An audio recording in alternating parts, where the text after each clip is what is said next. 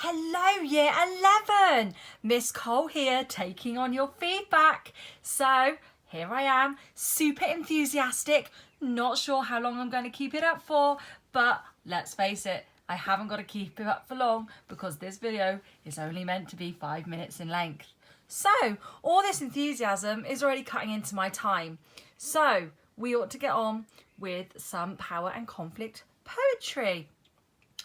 Before I start, I thought I'd also give you another little insight into the way I live after the recommendation that I include a house tour, which will probably take the whole 5 minutes. But I thought maybe what I'll show you is a little insight into the fact that I am always the same no matter where I am. So I'm on my second squash of the afternoon since I've got home, and a second glass. So it doesn't seem to matter where I am, whether I'm in my classroom or in my house. Still, I cannot use a cup twice. There we go, that concludes the house tour. So on with our poem. We are going to be looking this time at Exposure by Wilfred Owen. So again, let's start with the message and let's remember a little bit first about Wilfred Owen's life. So do remember, you can tell by the dates, that this is based on his actual experience. He was a World War I soldier. And he went into the war quite pro-war. He was quite prepared for it. So he thought, except his experiences did not match up with his expectations due to the propaganda that led men such as himself to war. As you can tell from the date, he died during World War I, only a week before the end. And what he wanted to do through his poetry, he wrote his poetry, most of it actually, whilst he was being treated for PTSD in I think it was the Craiglockhart Hospital in Scotland. And there he met lots of other poets, including Siegfried Sassoon, who we don't study in our anthology, but really, really famous. And I think they inspired him to write some of his own poetry. So his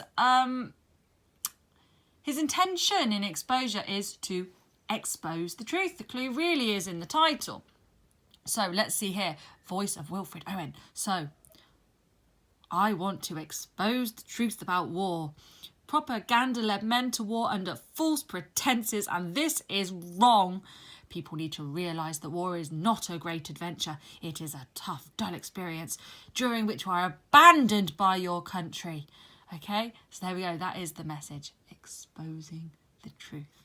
So, first up, as ever, the form, very simple. It is written in regular stanzas, reflecting that strict military order which was expected and supposed. However, obviously, what we learn from Exposure is that military order was a bit of a farce. Really, outwardly war seemed organised, but it actually seemed more to him like men were just abandoned and left to get on with things. There was no order from the hierarchy above him. Structurally, we got a couple of things which are interesting to remark on. So first, let's look at the structure within the stanzas. So you'll see throughout the stanzas, you've got half rhyme in a bit of a sort of an A, B, B, A, C kind of a pattern. So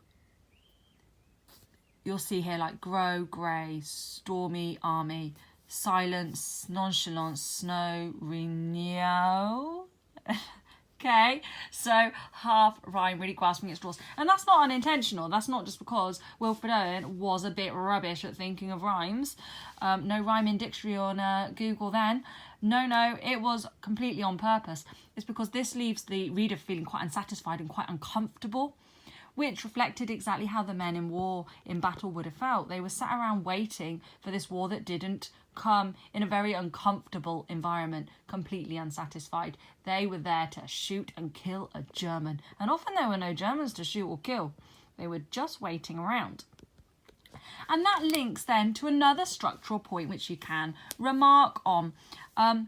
this final line of each stanza, which is often repeated, but nothing happens. That is completely unrhymed. Doesn't rhyme with anything else within the stanza.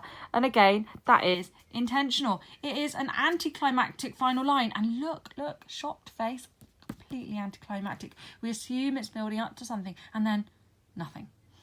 And that is again to reflect how the men felt. Imagine the adrenaline. They're sat in the trenches. They're anticipating war. They're waiting for something to happen. They can hear things happening in the background, but nothing ever happens. So it's like you're constantly on edge, waiting, assuming that it will reach this satisfying climax, and it doesn't. Nothing happens. So the words reflect the feeling created through the structure. Okay, they're probably the most interesting things to talk about structurally. So now let's move on to language. So one thing that's quite interesting to look at are the verbs that are used. You've got ache, tugging, so that's brain ache, tugging on the wire, the wind.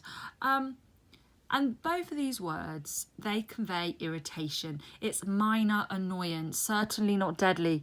And that is to reflect how men such as Owen, when they were in the trenches, completely underestimated the power of the weather and what it was doing to them. They thought it was an inconvenience, something annoying, something frustrating, but certainly not something deadly. And you can link there as well to that quote, the merciless iced east winds that knife us. It seems that in that initial line, he seems to be understanding the potential of the weather, because that personification, the winds of kniving us, it does really set the weather out as the enemy. Something that is actually attacking them in a way that could be deadly. So we sort of think then, oh, they seem to realise its power. But I think the way that it develops shows that they, whilst they understand that it's causing them pain, you can arguably sort of survive a stab wound quite often. So even though it's sort of cutting, it's really penetrating deep into their bodies, I do think it is an enemy that is underestimated. Okay, and that personification carries all the way through. I'm sure you can think of other examples. So that then leads us to this example of sibilance here. So sentries whisper, curious, nervous. And that sibilance, of course, also very intentional. All of those, soft consonant sounds, the S's mostly used, is to reflect the sound of the wind. And there's quite a lot of sibilant throughout. So this is one example I've given you, but you've also got like incessantly, for example, clouds, sags, stormy, dawn, massing. Okay, loads and loads of sibilants to show the constantness of the wind. It doesn't go away, it doesn't relent, they are constantly surrounded. Okay, linked to that, I think it's worth picturing the commenting on the imagery of the soldiers that is created. Here is a soldier cringing in a hole. Look how sad he is, cringing. So when I think men imagined going to war, they had this impression that they were going to be doing something incredibly brave and incredibly heroic, and they were going to come back these really honoured and celebrated heroes. And the reality was that war was awful. It was horrible, and men did not feel heroic. They felt very quite undignified, quite an undignified experience. You are literally cringing in holes, hiding in holes, and it just completely contradicted the propaganda that was set out to the men. Okay, so like I say, it sort of starts here. Sentries whisper. Well, why are the sentries whispering? There are no enemies around them. We know that. We've established that war isn't near them. Okay, it's almost like their nervousness, constantly on edge, and I think that links to twitching. Like they're so anxious, they are so on edge, they are so waiting that almost any noise can trigger them. And cringing in holes, it's just that word cringe. It just evokes an image of humiliation. I say. They would have been cold, they would have been scared, they would have been dirty. Nothing that they imagined, I imagine, that war would be for them. I think one of the probably most interesting lines in the poem to comment on is, like a dull rumour of some other war. So that is some biblical language. Now, I know that looks like a Dalek, but I promise that is a tank. And I know also that the soldiers are bigger than the tank, but we need to imagine that the soldiers are really, really close to us and the tank's quite a long way away. And that isn't just a midget man in the tank. So here we have, I say, an image from the Bible, and the sort of story in the Bible goes that Jesus said that before the war ends, you will hear of war and rumour of war. Okay? And it is at that moment that you think that war is nothing but a rumour, that the end of the world will strike. And that sort of reflects what happens to these men. They are so occupied on the tales of war that are actually quite a long way away and waiting for it to arrive with them, that they don't focus on what's really killing them, which is the weather. So it's this idea that they will not see the end of the world coming. And you can link that to, but nothing happens. That's the final line. Yes, it's repeated all the way through, but the way that ends is quite ironic, because what's happening is that they're being slowly killed. Okay, so that irony that they've assumed all along that they'll be killed in battle just doesn't happen. And the other thing I sort of forgot but came back to is this line that I think is quite interesting when linked to the message, on us the doors are all closed. So that's a bit of a metaphor for the way that they feel abandoned by their country. They're just sent out to war and forgotten. Okay, there is no easy way home for them, that sense of abandonment that they feel. So finally, because I've gone way over time, and I blame all of you because I've done everything you've asked me to do, and look what it's done to the time. You've now been sat here for even longer listening to my voice. But before we go, links. So links to other poems. Started with Ozymandias because that's the poem that everybody should know.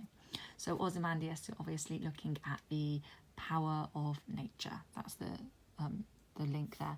Ben at Charge of the Light Brigade, War Photographer, really, really good connections there about how they're exposing the truth of war. And Kamikaze, similar, but you've also got that really clear link about how propaganda led men to war, through, to a degree, brainwashing, I think, certainly through dishonesty. And Remains, I think you've got a really good connection to the unexpected consequences of war. So in the case of Remains, it's that PTSD, but in Exposure, it's sort of death due to the horrific effects of the weather.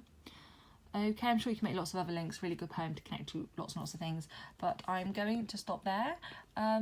Who knows? Maybe I'll film my next video in the kitchen so you can have another change of view. But yeah, thank you. Hopefully this was a bit more entertaining and you have learnt something or remembered something.